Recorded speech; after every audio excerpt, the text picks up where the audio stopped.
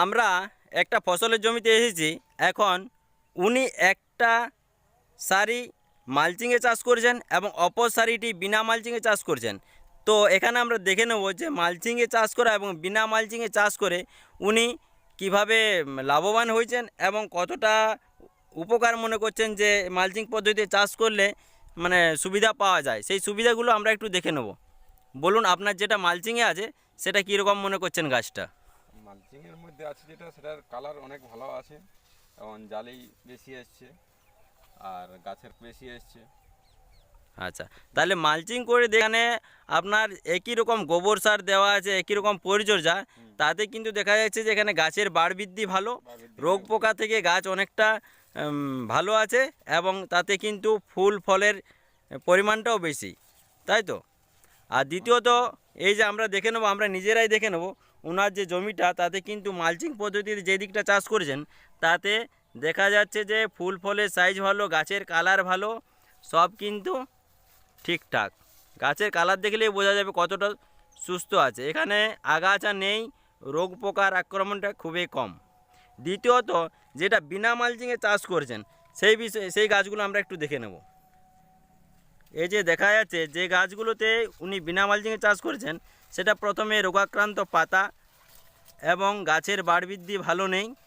গাছের কালারটা দেখলেই বোঝা যাচ্ছে, কারণ এখানে আগাছা খাবারটা অনেকটা টেনে নিয়েছে, তাতে মাটি অনুর্বর হয়ে গেছে এবং গাছে কিন্তু সেই খাবারটা পায়নি। দ্বিতীয়ত আগাছা যে রোগ সৃষ্টি করে সেই রোগগুলো কিন্তু গাছের মধ্যে ছড়িয়েছে এবং পোকা থাকাতে সেই পোকা হয়েছে। এই যে দেখা যাচ্ছে পাতার কালার কিন্তু বিবর্ণ হয়ে গেছে, এখানে খাবারের ঘাটতি দেখা গেছে। তাতে উনি মনে করছেন যে মালচিং পদ্ধতিতে চাষ করে উনি খুবই খুশি, তাই তো? এবং এটাতে আপনি কি মনে করেন যে মালচিং পদ্ধতিতে একবার খরচা বেশি হলেও এটা কি বিনা মালচিংয়ের থেকে লাভবান কি না? হ্যাঁ, এটা অনেক লাভবান, যেহেতু এটা আরো মানে অনেক দিন তক করে থেকে যাবে। আচ্ছা, অনেক দিন পর্যন্ত ব্যবহার করতে পারবেন এবং একটা ফসল আবার দ্বিতীয় ফসলও নিতে পারবেন, তাই তো? আর এখানে যেটা বিনা মালচিংয়ে চাষ করেছেন সেখানে কি মনে করছেন যে এখানে পরিশ্রম বেশি না খরচা বেশি? খরচা বেশি, এখানে ঘাসের নিরাই গড়াই অনেক করতে হচ্ছে, আচ্ছা, তিনবার করে করতে হচ্ছে। আচ্ছা, আজকালকার দিনে সবথেকে বেশি যেটা অসুবিধা সেটা হচ্ছে লেবার পাওয়া যায় না এবং নিজেরাও পরিশ্রম দিতে অত সময় পাওয়া যায় না।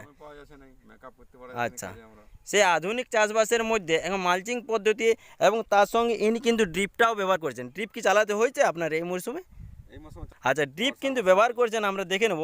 কিন্তু এখন এই মরশুমে কিন্তু ড্রিপটা চালাতে হয়নি। ড্রিপটা আপনি ব্যবহার করতে পারবেন, তাই তো? যদি প্রয়োজন হয় করছেন ড্রিপ। আচ্ছা, আপনার যদি সার দেওয়ার প্রয়োজন হয়, এখনও পর্যন্ত কোনো রাসায়নিক সার কি ব্যবহার করছেন? এখনও উনি কোনো রাসায়নিক সার কোনো জমিতেই ব্যবহার করেনি। ওটাতে ব্যবহার করেছেন কি? এটাতে ব্যবহার করেছেন, কিন্তু এখনও মালচিংটাতে ব্যবহার করেননি। কারণ মালচিং ব্যবহার করে দেখা গেছে যে কোনো খাদ্য আপনার কিন্তু নষ্ট হয়নি, যা মানে শোষণ করেছে, গাছ শোষণ করেছে, তাই তো? মাটি থেকে আগাছা কোনো শোষণ করতে পারেনি, লিচিং হয়ে বা বেশি তাপমাত্রায় নষ্ট হয়ে যাওয়ার কোনো ব্যাপার থাকে না এটাতে। ঠিক আছে, ওনাকে অনেক ধন্যবাদ যে উনি দুটো পদ্ধতিতে চাষ করে একটা ধারণা সৃষ্টি করেছেন যে বিনা মালচিংয়ে চাষ এবং মালচিং পদ্ধতিতে চাষ করে কোনটা বেশি সুবিধা বা কোনটাতে বেশি লাভবান হওয়া যায় সেই বিষয়ে একটা অভিজ্ঞতা অর্জন করার জন্য উনি এই পদ্ধতিতে চাষটা করছেন এবং পরবর্তী ক্ষেত্রে উনি কিন্তু কীভাবে আপনি মালচিংয়ে করতে চান, এক টাইম বেশি খরচা হলেও মালচিংয়ে করতে চান। ঠিক আছে, ওনাকে অনেক ধন্যবাদ।